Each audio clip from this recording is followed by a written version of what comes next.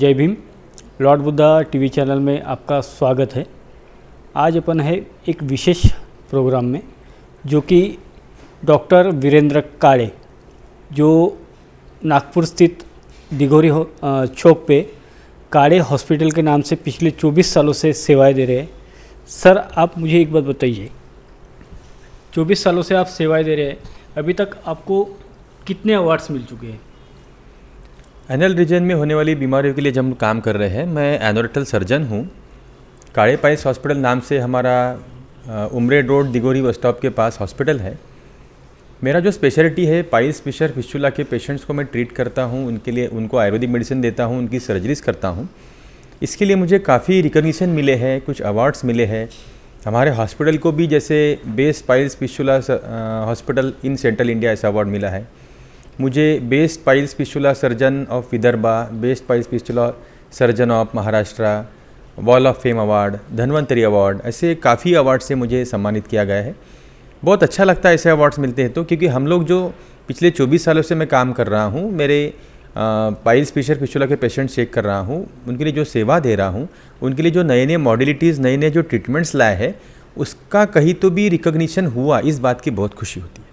Sir, मुझे एक बात बताइए, एनल रीजन में किन किन बीमारियों का समावेश है और इसके लक्षण क्या रहते हैं? एनल रीजन में जैसे कि हमने देखा, piles fissure fistula, anorectal abscess, anal polyp, anal papilla, even anal cancer, rectal cancer, इस प्रकार की कई बीमारियां गुदमार्ग में होती है। कॉमन लक्षणों की अगर बात करें हम लोग, तो एनल रीजन से ब्लीडिंग होना, एनल रीजन में पेन होना, चाहे वो पेन 2 मिनट से रहे, 5 मिनट तक रहे, एनल रीजन में ईचिंग होना, एनल रीजन में ग्रोथ होना, एनल रीजन से कुछ पोर्शन बाहर आना, कुछ डिस्चार्ज होना, कभी पस डिस्चार्ज होना, पेन कभी 2 मिनट का रहता है, कभी 10 मिनट का रहता है, कभी आधे घंटा का रहता है। तो इस प्रकार का पेन, थ्रोबिंग पेन रहना, बर्निंग पेन रहना, कटिंग पेन रहना, इस प्रकार के जो सिम्टम पेशेंट्स को होते हैं, they all are symptoms associated with anal canal, anal reason.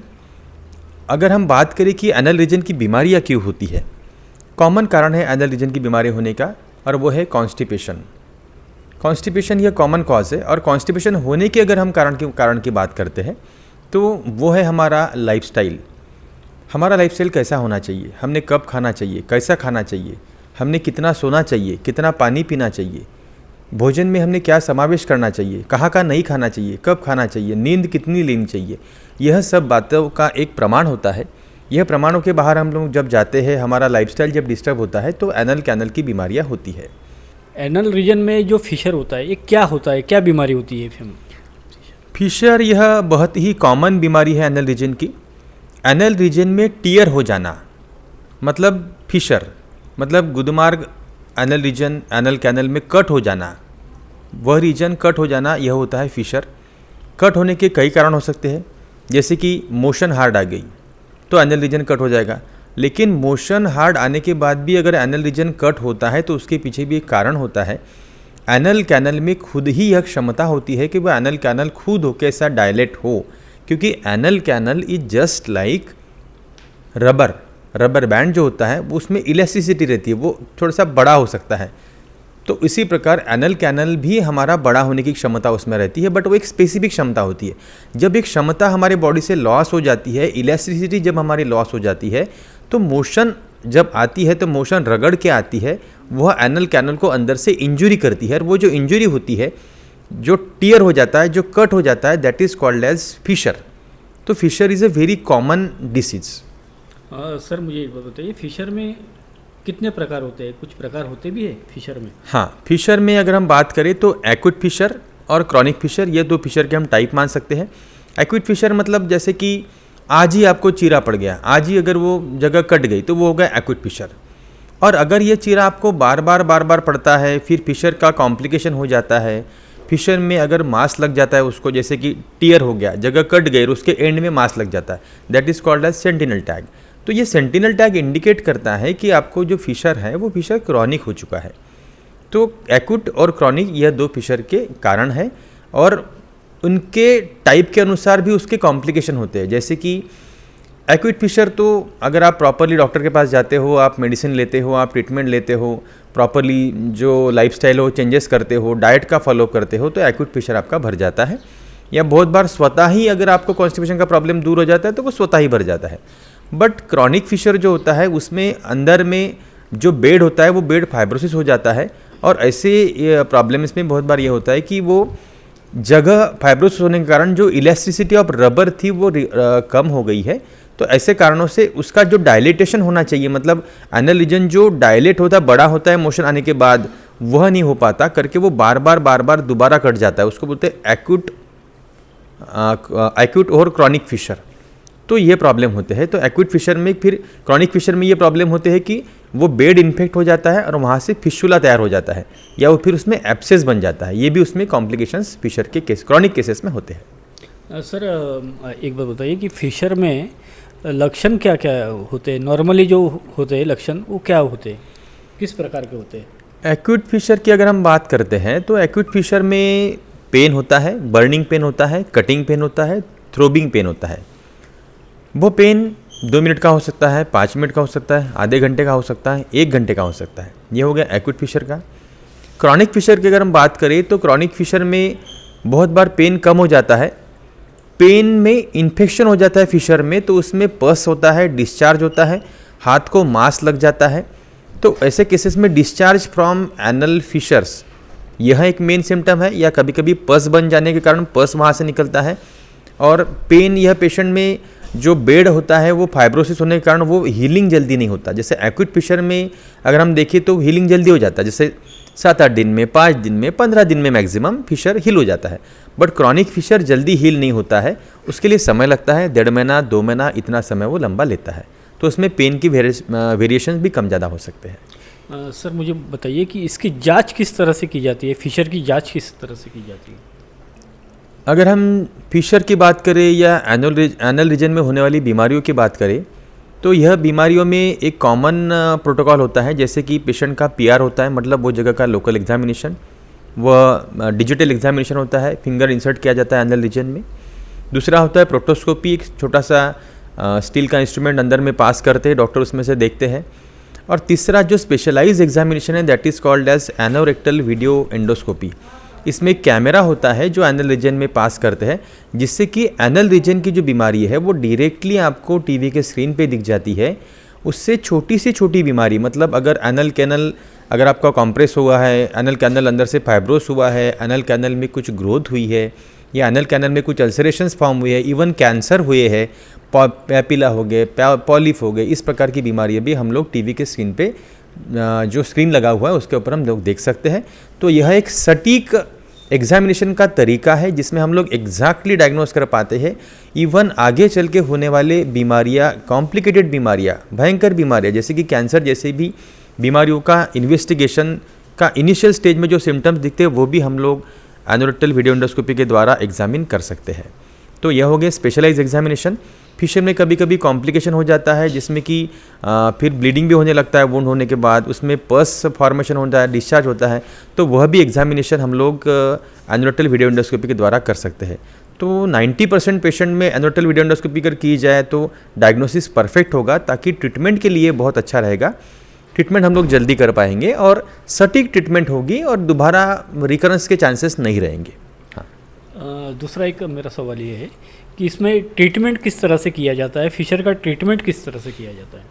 Fisher के ट्रीटमेंट की अगर हम बात करें तो टाइप के अनुसार ही उसकी ट्रीटमेंट होती है। जैसे कि एक्यूट फिशर है तो हम लोग आयुर्वेदिक मेडिसिन प्रेफर करेंगे, हम लोग डाइट चेंजेस करेंगे, हम लोग लाइफस्टाइल चेंजेस करेंगे, हम लोग स्लीपिंग टाइमिंग्स या स्लीप ड्यूरेशंस इनके बारे में भी बात करेंगे। उसके बाद अगर क्रॉनिक फिशर की हम बात करें तो क्रॉनिक फिशर में भी डिपेंड करता है कि एनल रीजन में आपका म्यूकोजा कट गया है क्या, एनल रीजन में स्पिंक्टर्स कट गए क्या, क्रॉनिक फिशर की डेप्थ कितनी है। अगर म्यूकोजा कट गया तो कोई प्रॉब्लम नहीं है, वो जल्दी से हील हो जाएगा with the help of Ayurvedic medicine only. लेकिन अगर स्पिंक्टर्स कट हो रहे हैं, वो फिशर डीप हो रहा है, मस्कुलर जो लेवल होती है, लेयर्स होती है एनल रीजन में, अगर वो कट हो रही है तो उसके लिए सर्जरी ही करना पड़ता है। सर्जरी करने के बाद ही वो प्रॉब्लम जाएगा। तो अलग अलग स्टेजेस के अनुसार उसका अलग अलग ट्रीटमेंट रहेगा। लेकिन समझो अगर कोई पेशेंट को बीमारी क्रॉनिक भी हुई है और पेशेंट चाहता है कि उसको अभी ऑपरेशन नहीं करना है, घर में कोई बच्चा है तो उसके एग्ज़ाम है या घर में कोई प्रोग्राम है, ऐसा कुछ है, तो ऐसे केस में आप आयुर्वेदिक मेडिसिन पर रिलाई कर सकते हो। थोड़ा सा पोस्टपोन करने के लिए थोड़ा सा लाइफ मैनेजमेंट के साथ में आप मेडिसिन ले सकते हो। सर मुझे एक बात बताइए और कि जैसा ट्रीटमेंट हो गया, फिशर का पूरा ट्रीटमेंट कर लिया अपन ने, उसके बाद में क्या संभावना रहती है कि फिर से फिशर हो? हाँ, बिल्कुल रहती है।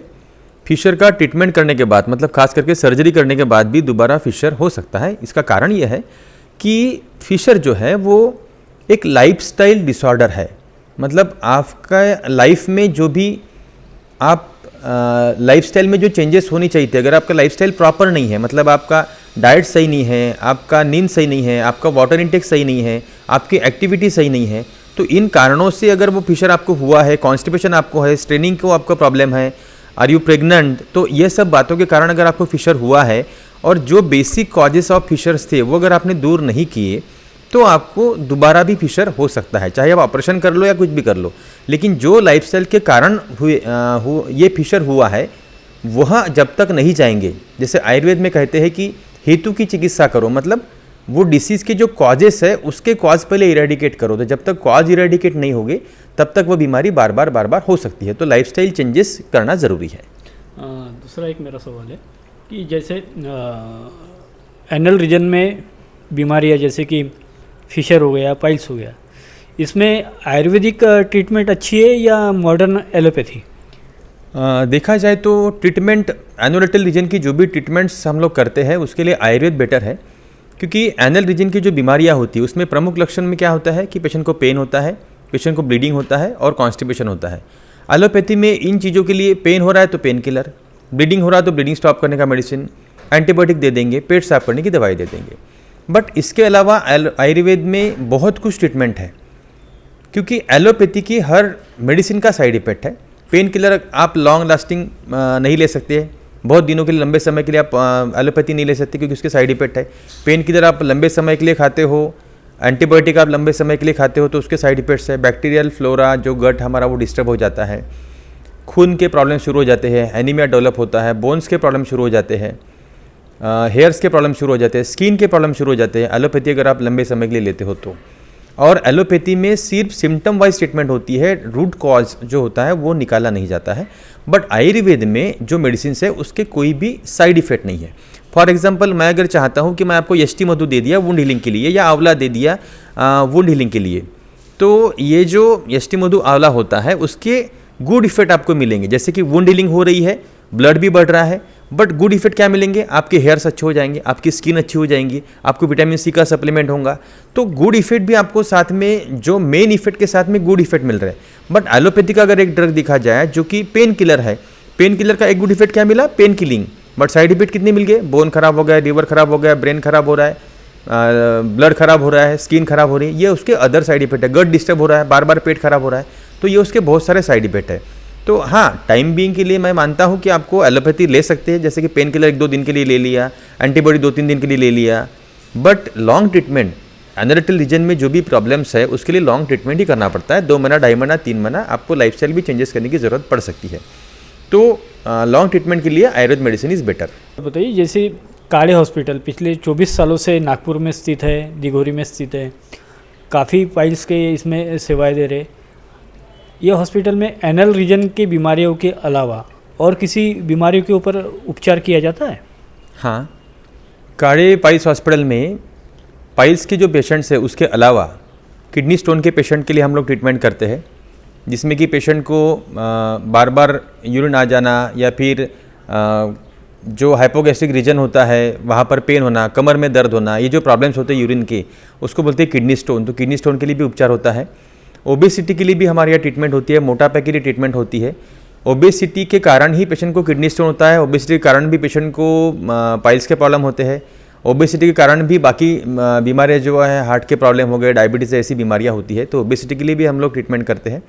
उसके अलावा बिनाइन प्रोस्टेटिक हाइपरट्रॉफी, मतलब जो प्रोस्टेट एनलार्ज हो जाता है, जिसमें कि 40 के ऊपर के जो मेल रहते हैं उनको बार बार यूरिन के लिए जाना, यूरिन का कंट्रोल पूरा ना रहना, यह सब सिम्टम्स उसमें होते हैं। यह BPH के लिए भी हमारा ट्रीटमेंट होती है। आर्थराइटिस के प्रॉब्लम हो गए, घुटनों के जोड़ों के दर्द, कमर के दर्द, जो भी प्रॉब्लम्स है उसके लिए भी हमारे यहाँ आयुर्वेद ट्रीटमेंट होती है। सर मुझे एक बात बताइए कि एनल रीजन में जो बीमारियां होती है उनको उनमें से बचने के लिए आप क्या सलाह देंगे? सबसे महत्वपूर्ण सवाल आपने पूछा है ये, एनल रीजन से बीमारियों से बचने के लिए क्या करना चाहिए। मैंने अभी तक पूरे इंटरव्यू में यह बताया कि लाइफस्टाइल मैनेजमेंट, कब खाना चाहिए, कैसा खाना चाहिए, कितना खाना चाहिए, कब सोना चाहिए, यह सब सवालों का जवाब मैं अभी आपको दूंगा। लाइफस्टाइल कैसा होना चाहिए हमारा, सबसे महत्वपूर्ण बात है यह है कि भोजन हम लोग जब करते हैं तो भोजन करने को एक समय देने की ज़रूरत है। जैसे कि 20 मिनट से 25 मिनट आपको भोजन करने के लिए देना है। हम लोग हड़बड़ाहट में जो खाना खाते हैं उसके कारण हमारा डाइजेशन प्रॉपर नहीं होता है। पहले के ज़माने में लोग, हमारे पूर्वज लोग, जो हमारे एल्डरली लोग हमेशा बोलते थे कि खाने को 32 बार चबाना चाहिए। क्यों चबाना चाहिए? खाने को अगर हम 32 बार चबाते हैं तो उसमें डाइजेस्टिव जो एंजाइम्स होते हैं, जो सलाइवा के एंजाइम्स होते हैं, उसमें मिक्स हो जाते हैं, तो हमारा डाइजेशन मुंह से ही शुरू होना चाहिए। बहुत बार हम लोग एक खाने को 2 बार चबाए, अंदर निगल लिए, तो वो डाइजेशन जब तक वो बारीक नहीं होगा खाना, तब तक वो डाइजेस्ट नहीं होगा, हमारे इंटेस्टाइन से एब्सॉर्ब नहीं होगा। तो डाइजेशन होने के लिए सबसे महत्वपूर्ण बात है कि हमें खाने को 32 बार चबा के खाना चाहिए। खाने खाते वक्त हम लोगों ने पानी नहीं पीना चाहिए, क्योंकि अगर हम लोग खाना खाते वक्त अगर पानी पीते हैं तो डाइजेस्टिव जूसेस जो हमारे एब्डोमेन में है, स्टमक में है, वो डाइल्यूट हो जाते हैं। उसके कारण डाइजेशन हमारा हैम्पर्ड हो जाता है, हमारा डाइजेशन प्रॉपरली नहीं होता है। इवन भोजन के पहले पानी 1 घंटा पहले पानी नहीं पीना चाहिए, भोजन करने के बाद 1 घंटे तक पानी नहीं पीना चाहिए। ये दोनों का उद्देश्य यही है कि हमारे डाइजेस्टिव जूसेस प्रॉपर रहे और उनका जो मेन फंक्शन है खाने को प्रॉपरली डाइजेस्ट करना, यह डाइजेशन प्रॉपर हो। लेकिन उसके बाद दिन भर आपको हर 40 मिनट्स में 1 गिलास पानी, 1.5 गिलास पानी पीते रहना चाहिए।